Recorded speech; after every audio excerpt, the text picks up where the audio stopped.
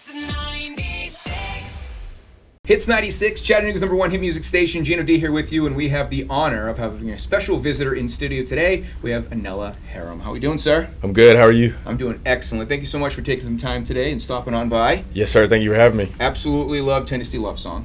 Thank you. It's fantastic. We're playing it on the air. We've been experimenting a little bit with it, kind of doing a slow introduce to our listeners. So far, nothing but positive feedback, so that's always a good sign. Great. Love to hear it. Always a good sign. Before we get into that, I know you have a couple other songs and projects you're working on, but I wanted people, just in case they haven't heard of you before, to kind of know your background a little bit. Let's start from the very beginning. I know you're from Trinity, North Carolina. Yes, sir.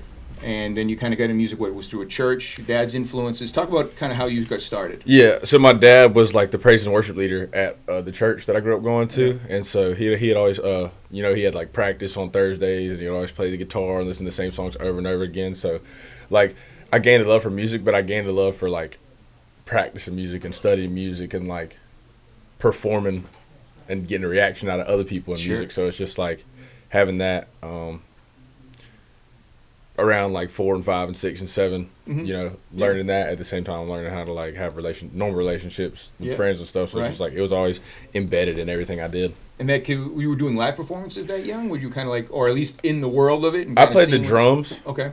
When I was that young, but I didn't. I think I sang once when I was that young, and then I think I did like a talent show in 2nd grade where I sang. But like performing, I just did the drums. Right. How did you find your voice then?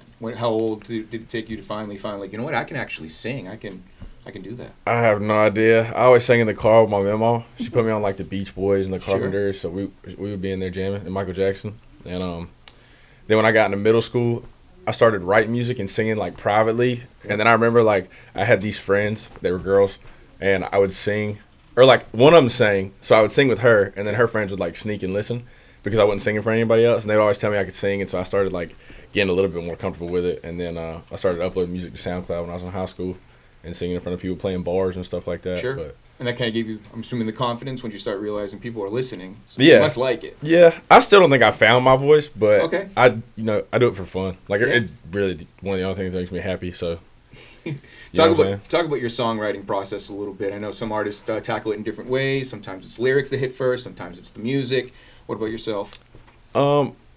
Me and my boy Seven, he's my engineer. We pretty much make like 80% of the stuff we do, beats wise and lyrics wise and everything. So I don't really think there's a process. I think it depends on what you hear first, because I get a lot of inspiration from conversations I have with people or watching TV shows or movies, and the soundtrack will come in. There's no words, but it's just like a, and I'll be like, that sounds pretty cool. Like, I wonder if we could do that with a different instrument, or what emotions did that evoke? What words did that make me want to say? So it's just like, sometimes I have the whole song written in 5 minutes, and then you got to make the music. And sometimes I'm on the road bobbing my head, like, this is a really good beat. Cool. I wonder what I'd say on this. So it all kind of depends what's going on. It all kind of depends, hits you. yeah. As long as you get that paper to the pen eventually, that's a good news day. Now, not to categorize your music, but you definitely, obviously, signing with Def Jam, and you have that kind of hip-hop, R&B lean, but it seems like now with Tennessee Love Song, teaming up with Chase Matthew for the remix, a little bit of a country vibe coming into it. Was that always part of the plan, or is that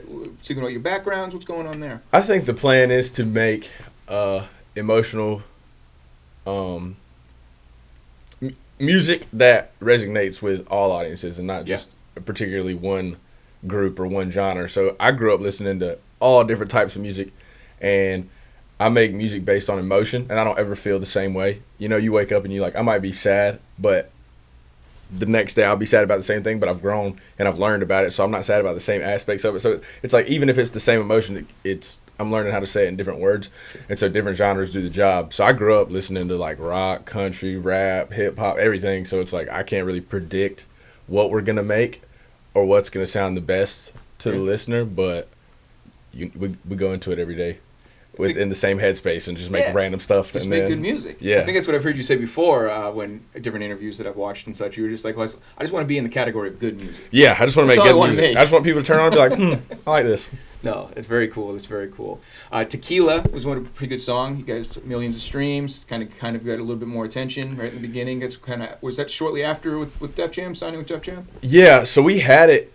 I've had a lot of the songs that I've had written for years, but we had went on tour with an artist named Doobie like 2 or 3 times, and we played that song for crowds, and so it gained a little bit of traction, a little bit of steam before we ever released it, and before I had any really type of buzz, because we were playing it in a bunch of different states, and so when you started to search my name, the first thing that popped up would be Anella Herim Tequila. Yeah. So it was like that was like our first taste of okay, like people are catching on, like people are listening to it, and now it's one of my top tracks, and it's a track that I love a lot. Music video's doing pretty well. I mean, it seems to be the thing. And then now to switch gears over to Tennessee Love Song, a little bit more recent, and this one. And you put out a couple different versions. I've found there's like a piano version, acoustic version. Yes, sir. You got the remix with Chase Matthew. Yes, sir. So what is it about this song that was just like, you know what? I want to see where this one goes in different varieties. So I had the song written for a while, and then when I started previewing it, like, because short form content is like what everybody's raving over right now. Right. So it's just like being an artist and like wanting the art to speak for itself.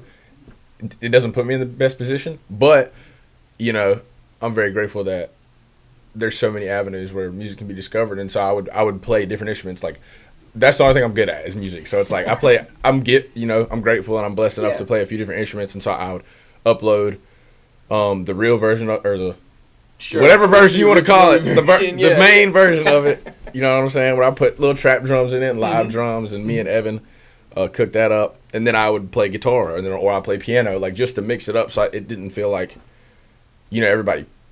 And I do it too. I flood my social medias with promo, but that's what you got to do because you make music. You got to promote it. It's the whole point. But I don't want to do it the same way every time, like because it gets irritating for me. So I can only imagine somebody that follows me and wants to, see what I'm into, and then just getting flooded with the same thing over and over. So I try to just do different instruments and different.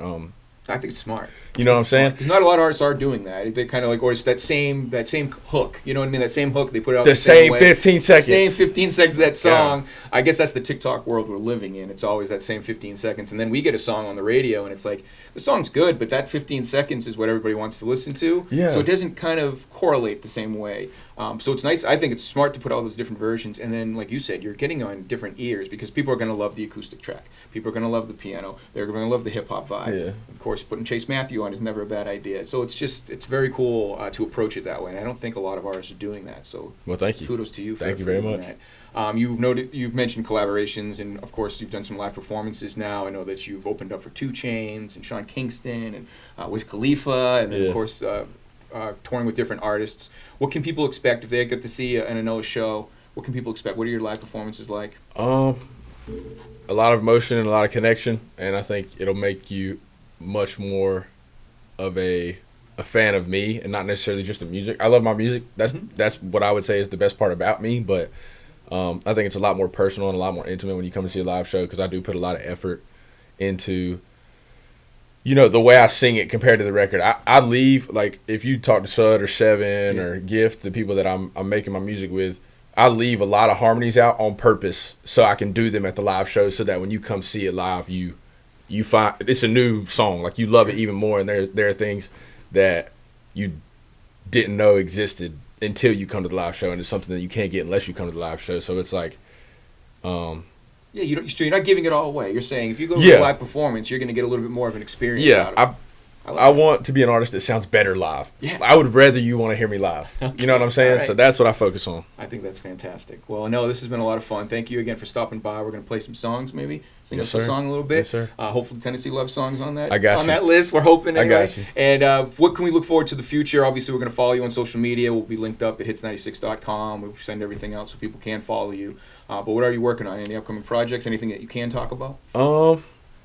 I want to release at least one single a month. And then I just want to overload with music. I make so much music in so many different styles. Sure. So I just want to just feed and just show people so much because I have so much in my in the vault or in the tuck or whatever you want to call it. Yeah. And I'm so ready to put it all out. I know this is kind of a lame interview question, but do you have any dream collaborations? Anybody that you would love to set up with? Bruno Mars, Stevie Wonder, Adele. My dream collab is probably Adele. That'd be an interesting song. Yes, that'd be cool. cool. I would love it so much. Imagine Adele and Drake on the same song or something crazy. Right. It would be insane. It would be beautiful. Yeah, well, we're looking forward to that. We'll keep your fingers crossed, and we're going to continue to plug your music. Thanks again for stopping on by. Have Yes, you been sir. to Chattanooga before? I have. This is my first time. So if you guys get some time, you should check her out. It's a really cool city, some great food spots and everything else. So I can't wait to check them out. welcome, and thank you again for doing this interview. Yes, sir. Thank you so much. All right, it's Anella Herim on Hits 96. Hey, it's 96.